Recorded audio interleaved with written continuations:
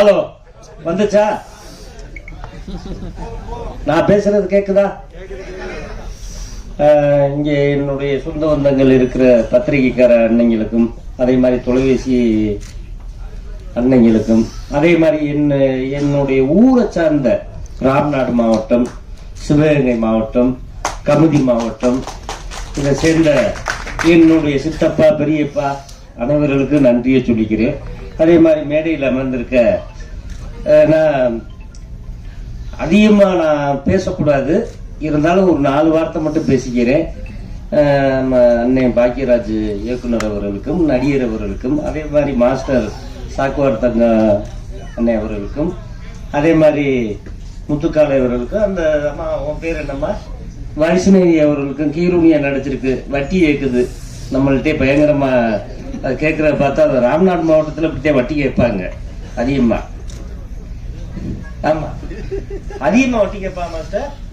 காலையில் ஒரு வேப்பங்குச்சி உடிச்சு பல்ல விளக்குறாங்கன்னா வட்டியை வசூல் பண்ணாம போகவே மாட்டாங்க. அப்படிப்பட்ட ஏரியா இந்த அவர் பின்னுக்கு இருந்து உண்மைன்னு சொல்றாரு. அதே மாதிரி ஹீரோ பாவம் நல்லா பேசினாப்புல, நல்ல உடன்பார்ப்பா இருக்காரு, அது ரொம்ப பிடிச்சிருக்கு. கண்ணனை பத்தி நான் நிறைய சொல்லணும். இயக்குனர் இந்த கண்ணை எப்படின்னா, அப்பப்ப அடிக்கடி என்னுடைய அலுவலகத்துக்கு வருவாரு, என் இல்லத்துக்கு வருவாரு. வரும்போது அண்ணே இப்படி ஒரு படம் பண்ணியிருக்கனே, இதுல பாக்கியராஜ் சார் நடிக்கணும், ஏன் போய் கேளு அப்படின்னு நின்னேன். இல்லண்ணே நான் இங்க போறதுக்கு பயமா இருக்கு, ஏன் அவர் துப்பாக்கி வச்சிருக்காரா, சுட்டு போடுவாரா, இந்த படம் இப்படி இருக்குன்னு போய் சொன்னீங்கன்னா அவர் உடனே ஓகே சொல்லிடுவாரு அப்படின்னு. இல்லண்ணே நீங்க வாரில, நான் வந்தா உனக்கு இது வேலையான்னு என்னைய கேட்பாரு.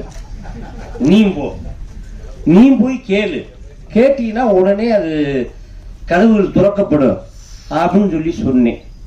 சொல்லும் போது அப்புறம் ஃபாலோ பண்ணி போய் எப்படியோ பிடிச்சிட்டாரு. பிடிச்சி கிடிச்சிட்டு அவங்க சீனா எடுத்துட்டு லாஸ்ட் எண்டு என் சீனு இங்க ஒரு இதுக்கிட்ட சென்னை திருவேற்காடுக்குள்ள வச்சு எடுத்தாப்புல. சரியான வெயில். ரெண்டாவது மண்டையை புழக்குது, என்னன்னு தெரியல.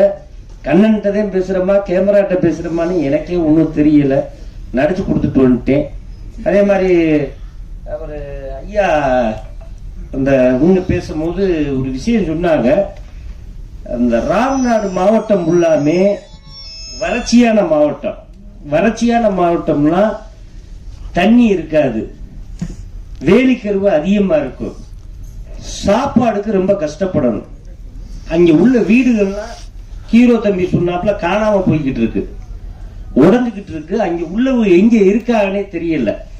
இதுக்காக முதலாக புரட்சி தலைவர் எம்ஜிஆர் ஐயா சிஎம் ஆகும் போது இந்த ராம்நாடு மாவட்டத்தை இருந்து சிவகங்கை மாவட்டத்தை பிரிச்சு கொண்டு வந்தாரு. அதுதான் அவருடைய முதல் கையெழுத்து.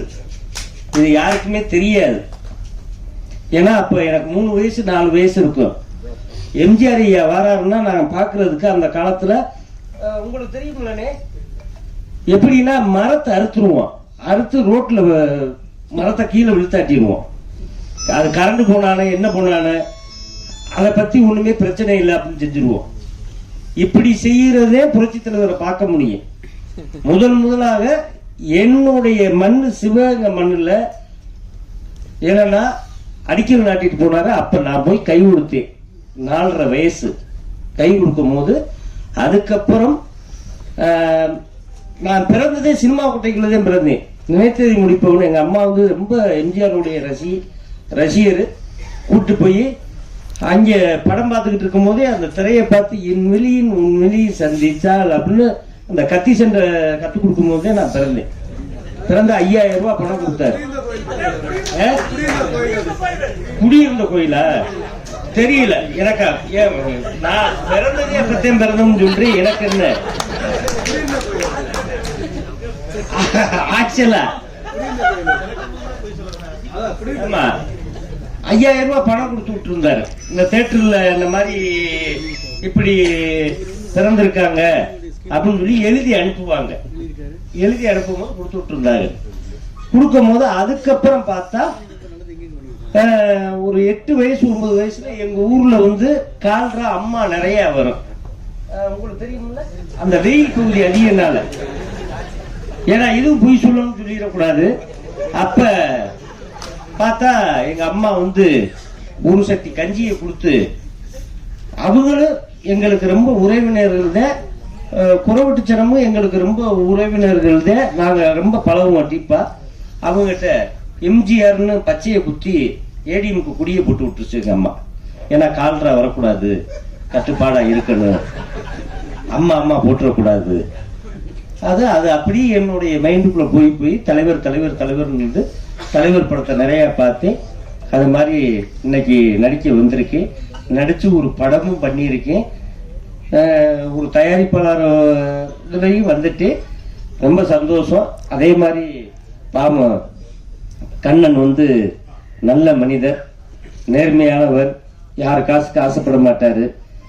நிறைய அவர் விதைகளை விதைச்சிருக்காரு, நிறைய கருதுகளை அறுத்து அவருக்கு வந்து அந்த கதிர் வந்து நல்லபடியாக பெரிய வெள்ளிப்பழமா மாறணும்னு கடவுள்கிட்ட வேண்டிக்கிறேன். நன்றி, வணக்கம்.